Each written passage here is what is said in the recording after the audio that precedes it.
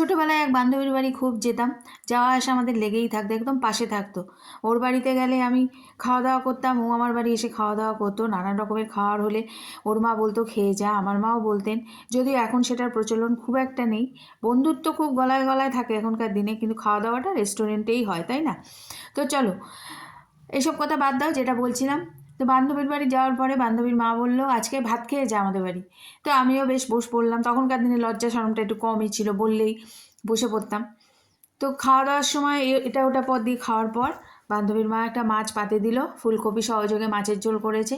আমি দেখে বললাম এটা কি মাছ কাকিমা, কেননা চেনাশোনা মাছের মধ্যে লাগছিল না, বাবা যেটা আনে। বললো খেয়েই দেখ না। মুখটা একটু কেমন কেমন করে বললাম না আমি খাবো না, তুমি তুলে নিতে পারো। বললো আরে খেয়েই দেখ না। এবার মা এ তো আর মায়ের সাথে বায়না করা যায়, বান্ধবীর মার সাথে কি আর বায়না করা যায়?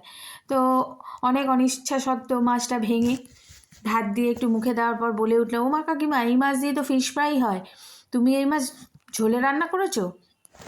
তখনকার দিনে মা কাকিমারা খুব একটা ফিশ ফ্রাই টিশ ফ্রাই বানাতে পারতো এমনটা নয়, তবে বাইরে থেকে তো কেনা হতো, তাই খেয়ে সেই স্বাদটা অনুভব করি যে এই মাছটা ওই মাছটাই হবে।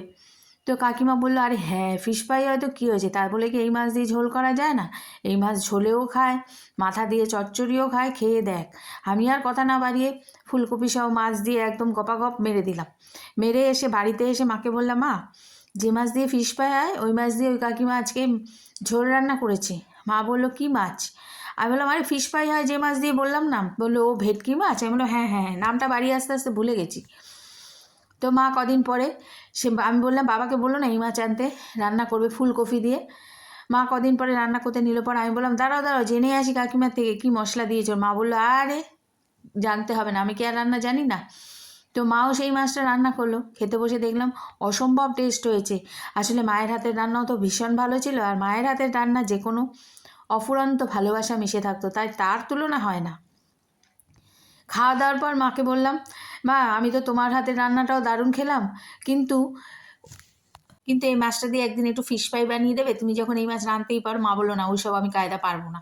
যাই হোক, তারপর শ্বশুরবাড়ি আসার পরে দেখলাম যে এই বাড়িতে মাছটা রান্না হয় ফুলকপি দিয়ে, বড়ি দেয়, তাতে ধনেপাতা দেয়, আর কড়াইশুঁটিও দেয়।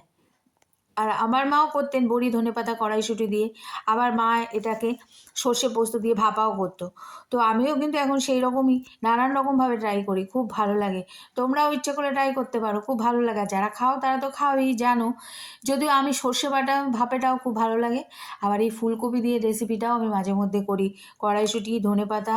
আজকেও দিয়েছি ধনেপাতা, কিন্তু কড়াইশুঁটি আর বড়ি ছিল না তাই দিতে পারি না। আজ আসি, টাটা।